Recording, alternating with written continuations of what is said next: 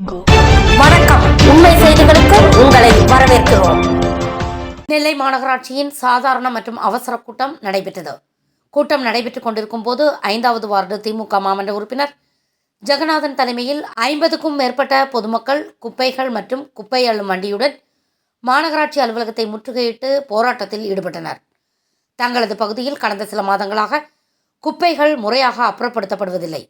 இதுகுறித்து கேட்டால் குப்பை மேலாண்மைக்கு ஒப்பந்தம் எடுத்துள்ள தனியார் நிறுவனம் உரிய பதிலளிக்காமல் அலட்சியம் செய்து வருகிறது. மாநகராட்சி அதிகாரிகளிடம் முறையிட்டும் தீர்வு கிடைக்கவில்லை.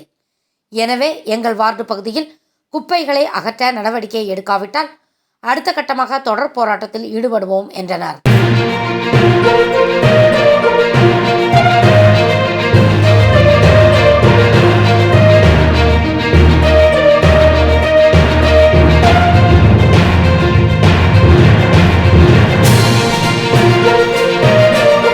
தேங்க்ஸ் ஃபார் வாட்சிங் உண்மை செய்திகள். நெல்லை செய்திகளை உடனுக்குடன் தெரிந்து கொள்ள சேனலை சப்ஸ்கிரைப் பண்ணுங்க, லைக் பண்ணுங்க, ஷேர் பண்ணுங்க.